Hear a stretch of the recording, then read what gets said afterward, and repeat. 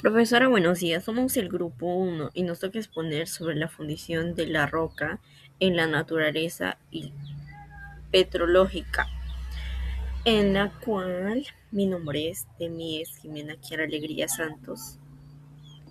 Nosotros somos el grupo 1. En, bueno, mi tema a mí me tocó mecanismo de fundición, mecanismo de fusión. ¿Cómo se funden las rocas? Las rocas no se funden de manera simple como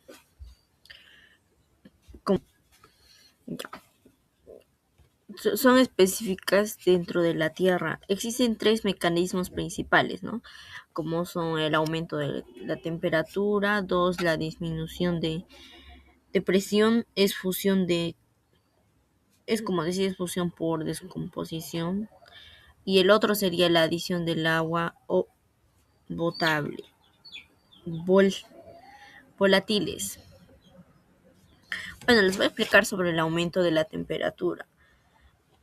Cuando el calor sube lo suficiente a los minerales de la roca comienzan a derretirse. Eso ocurre en zonas profundas de la corteza o en el manto y pueden ser causados por el ascenso del magma caliente desde el interior. Por ejemplo, sería cerca de volcanes activos, así como podemos ver aquí en la imagen, hay un volcán que está por erupcionar, ¿verdad? Está está activo y, y es lo que podría ocasionar. Ya. Dos, disminución de la presión, fusión de descompresión. Aunque, aunque parezca raro, bajar la presión puede provocar fusión incluso sin aumentar la temperatura. Sucede cuando el material del manto accidentalmente asciende hacia la superficie. Al subir, la presión disminuye y la roca aumenta para hundirse. Por ejemplo, serían los dorsales oceánicos. Aquí podemos ver un dorsal oceánico que tiene su...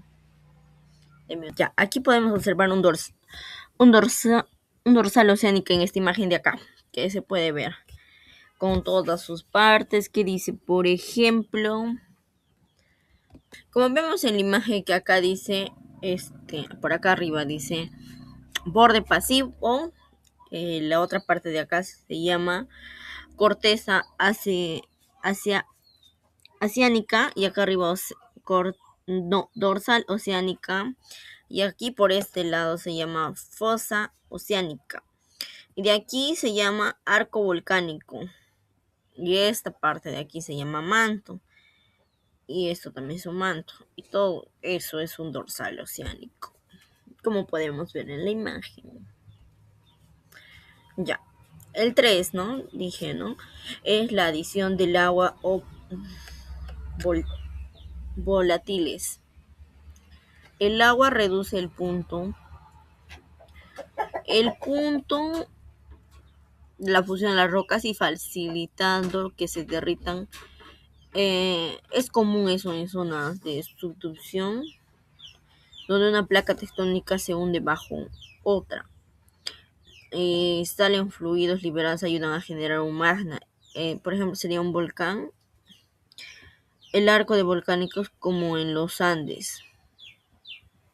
Aquí podemos observar en esta imagen. Y en conclusión, la fusión de las rocas, el proceso, no, en conclusión, diré, la parte final de mi tema es la fusión de las rocas es el proceso mediante el cual una roca sólida se transforma en magma debido a cambios en temperatura, presión o composición del agua. Este proceso es fundamental en ciclos y rocas y, en la formación de volcanes. Bueno, mi compañero va a hablar sobre el siguiente tema que sería el conceptos petrológicos fundamentales. Gracias. Bueno, compañeros, continuando con la exposición, voy a exponer con los dos conceptos petrológicos. Si bien es cierto, es un proceso fundamental en la petrología ígnea, ¿no? Responsable de las generaciones de los magmas y por ende de las diversidades de rocas ígneas que encontramos en nuestra Tierra. Los aspectos más importantes que tenemos para esta fusión es la generación de magmas primarios, dos tipos de fusión, tres factores que producen la anatesis, 4. Diferenciación magmática y contaminación. 5. Influencia de los fluidos. 6. Fusión parcial en diferentes ambientes tectónicos. Cada uno de ellos vamos a poder explicarlo. 1. La generación de magmas primarios, ¿no? Se originan a partir de la fusión parcial del manto. Este proceso da lugar a magmas máficas. La composición geoquímica de estos magmas depende de los factores como composición de la roca fuente, ¿no? Este tipo de roca se funde directamente en la composición del magma resultante. Tenemos tipos de fusión. Tenemos dos tipos de fusión parcial y fusión completa. El fusión parcial es un proceso más común que ocurre cuando solo una fracción de los minerales de una roca se funde. ¿Ya? Los minerales con puntos de fusión más bajos se funden primero y esta es la responsable de la gran diversidad.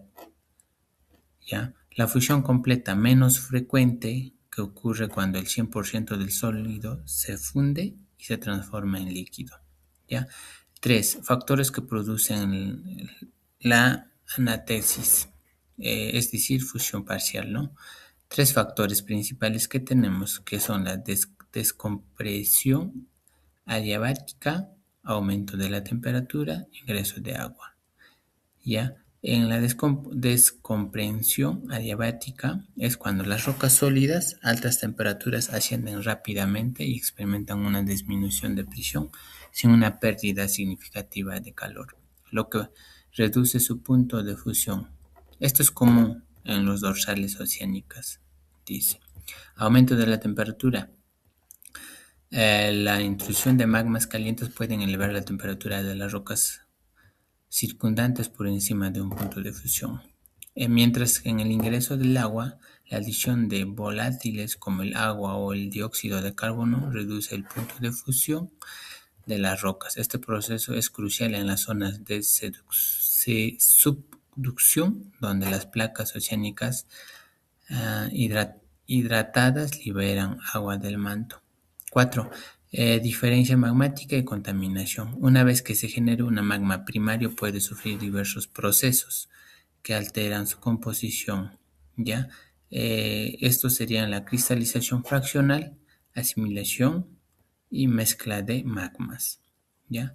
5. Influencia de los fluidos volátiles. Los volátiles magmáticos principalmente es el agua y el CO2, ¿no? Son cruciales en la petrogénesis ígnea, ¿no? Estos también tienen a tener solubilidad, reducción de punto de fusión, cristalización y volcanismo explosivo, ¿no? El 6. Fusión parcial en diferentes ambientes tectónicos. La forma que se genera la magma varía según su entorno geodinámica, ¿no? Zonas de expansión oceánica, que es cuando el magmatismo se produce principalmente por descompresión adiabática, ¿no? Del manto que asciende, generando magmas basálticas, ¿ya? Y en zonas de convergencia de placas. Aquí la fusión induce por fluidos, ¿no? Es denominante. La placa oceánica que subduce libera principalmente el agua, ¿no? Que baja el punto de fusión del manto, ¿no? Entonces, eso sería mi exposición, compañeros. Muchas gracias.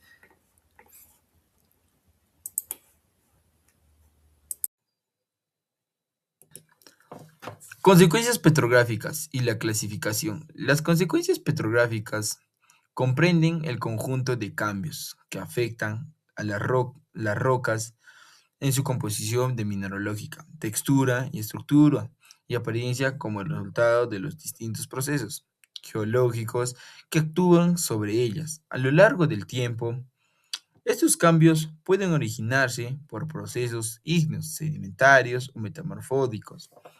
En el caso de las rocas ígneas, las consecuencias petrográficas se relacionan en el enfriamiento del magma, que determinan el tamaño de los cristales y la textura de la roca. En las rocas sedimentarias se producen por la compactación y cementación de sedimentos, dando lugar a estructuras estratíficas y variaciones del tamaño de grano. Por su parte, las rocas metamórficas de las altas presiones y temperaturas generan recristalación de minerales nuevos estructurales como la foliación. Eso bueno, en conclusión, ¿no? Estas transformaciones permiten geólogos interpretan el origen de la historia tras condiciones, la formación de las rocas y siendo fundamentales para el estudio de la Tierra y de los procesos internos. Bueno, veríamos acá su clasificación, cómo se clasifican las tres rocas que les ando mencionando. Clasificación, consecuencias ígneas, ¿no? Son los cambios que ocurren cuando el magma o la lava se enfría y se solidifican, formando rocas de este proceso. Define y el tamaño de cristales y estructura, el tamaño de cristales y la textura, ¿no? Según la velocidad e enfriamiento dentro de la petrolífica. Como vemos acá hay una imagen, ¿no? Como el calentamiento de la magma y acá vemos más acá abajito, vemos cómo se cristaliza en la roca y eso es lo que explica los cristales, ¿no? Bueno, en petrología, en ígneas. Bueno, en consecuencias sedimentarias, son cambios de las rocas por la acumulación de la compactación y sedimentarios. Este proceso forma capas, estratos y puede conservar fósiles, evidenciando su origen dentro de la petrología. Bueno, como dice bien claro la compactación, mira, acá si observamos en la imagen, acá aparece una compactación uno, lo que es el colorito amarillito, acá aparece el color 2, la comparación del color plomito, y eso se relacionaría a sedimentarios, ¿no? Bueno, por último también tenemos consecuencias metamorfóticas. Son cambios en rocas por altas presiones y temperaturas sin llegar a fundirse, ¿no? Este proceso genera nuevos minerales y estructuras como la foliación dentro de la petrología. Igual como les muestro, acá hay una imagen viendo todo lo que podemos visibilizar sobre las consecuencias metamorfódicas. Bueno, eso sería todo. Muchas gracias. Muy bien, buenas noches con todos. Continuando con la exposición, yo les voy a hablar sobre las rocas ígneas o también las rocas que se producen a través de la lava, ¿no? Y bajo el enfriamiento. Bueno, en cuanto a la petrología este, de las rocas ígneas, se centra en lo que es la composición y textura, de acuerdo a cómo puede ser el, el granito, ¿no? Dentro de estas rocas. Entonces, las rocas ígneas incluyen rocas volcánicas e intrusivas, ¿no? También llamadas plutónicas. Ahora, en cuanto a su composición, se compone de los 8 elementos más abundantes de la corteza terrestre.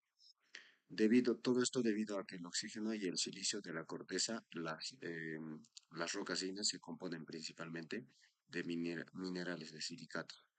Estos silicatos se pueden dividir generalmente en silicatos claros y oscuros. También se incluye lo que vendría a ser el olivino, el piroxeno y el anfibol y la biotita. En cuanto a la solidificación del magma, eh, esto produce una gran diversidad en cuanto a la composición, de acuerdo a cómo se va solidificando, bajo qué temperatura o qué tiempo, ¿no? Qué tan brusco es el cambio de temperatura. Según eso también se producen los diferentes minerales. Ahora, tenemos las rocas ígneas, que son las intrusivas, luego están las extrusivas y luego están las rocas hipabisales. En cuanto a las rocas intrusivas, o también llamadas plutónicas, son las que ocurren dentro de la corteza terrestre, ¿no? O en la corteza terrestre. Esto asciende y se genera una erosión, ¿no? Que elimina las rocas intrusión. Y esto es Esto se produce bajo un afloramiento. Y ahí podemos ver en la imagen, nos dan las rocas intrusivas, como ejemplo sería el granito y el pórfido. Ahora, las rocas hipabasales, que son subvolcánicas, son rocas intermedias, que están en el intermedio de la corteza terrestre, ¿no? Por eso aquí dice que son rocas intermedias que se forman al primer contacto con la superficie. Ah, esto produce cristales eh, sin medida uniforme, porque se han formado en dos fases distintas. Uno sería la roca extrusiva o volcánica y luego la roca intrusiva o plutónica. Su textura de las rocas extrusivas son afaníticas y de las plutónicas son porfídicas. Las afaníticas se originan cuando el enfriamiento del magma es relativamente rápido y no se puede visualizar así a simple vista. En cambio, la porfídica son cristales grandes, con un matiz más pequeño, ¿no? Luego están las extrusivas, que esto ya se produce en los volcanes, ¿no? A través de la erupción de los volcanes. Cuando el volcán no hace erupciones y esta magma se empieza a enfriar, ¿no? Y se forman este tipo de rocas. Por ejemplo, tenemos el basalto y la obsidiana. En cuanto a su clasificación según la textura y composición, podemos ver, de acuerdo a la condición de formación, al tamaño de la partícula. También podemos ver según la textura mineralógica, composición química y la geometría del cuerpo. Pues, por ejemplo, aquí tenemos feldespatos, cuarzos, feldespatoides, olivinos. Entonces, en, en conclusión, en esta parte, nuestras rocas ígneas son de tres tipos generalmente, ¿no? Unas que se producen dentro de la corteza terrestre, que se llaman las rocas intrusivas. Luego están las rocas intermedias, que están la corteza terrestre y la parte interior, ¿no? De la Tierra, al medio. Y las otras que son las volcánicas, son las que ya ocurren, pues obviamente en los volcanes cuando hace sus erupciones. Y de acuerdo al enfriamiento que se dé y que en cuánto tiempo, la temperatura que cambie, ¿no?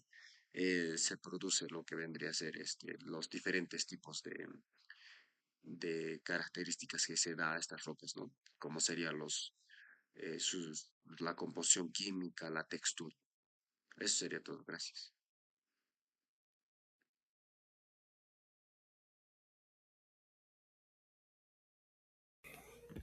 Muy buenas noches, docente, compañeros todos en general. En esta oportunidad me toca exponer sobre la conclusión. La conclusión.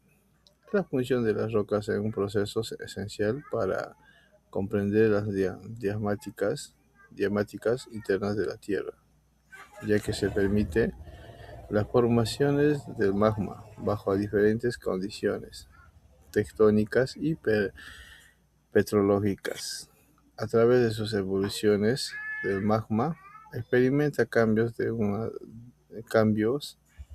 que dan origen a distintos tipos de rocas ígneas. Finalmente, el estudio petrológico nos permite analizar sus características y reconstrucciones de sus procesos de la formación, ayudándonos a entender mejor la evolución geológica de nuestro planeta. Bueno, en conclusión, sería también las funciones de las rocas. Es un proceso fundamental que nos da, ¿no? En las diagmáticas internas de la Tierra, ¿no? Ya que da origen a la magma mediante distintos mecanismos, ¿no? Como el aumento de la temperatura, la disminución de las presiones y de las presiones de las volátiles desde el punto, ¿no? De vista petrológica. Es el proceso determinado de las composiciones químicas y mineralógicos de los magmas, lo cual influye directamente en el tipo de las rocas que se forman, además de los entornos tectónicos, como zonas de subducciones dorsales oceánicas, ¿no? A puntos calímetros contratales de las condiciones en las que ocurre, ¿no? Las funciones a veces, generalmente en el magma, evolucionan a través de procesos como de las distensiones, ¿no? Fraccionadas y la mezcla de magma, ¿no? Modificada de sus características iniciales, ¿no? Finalmente, la petrográfica permite analizar y comprender las rocas resultantes, ¿no? Como vienen, ¿no? Invidi- y bidireccionales, ¿no? Dentro de las historias de formas del magma, ¿no? En su conjunto es un proceso, explica cómo la forma y transforma las rocas igme- ig- ígneas,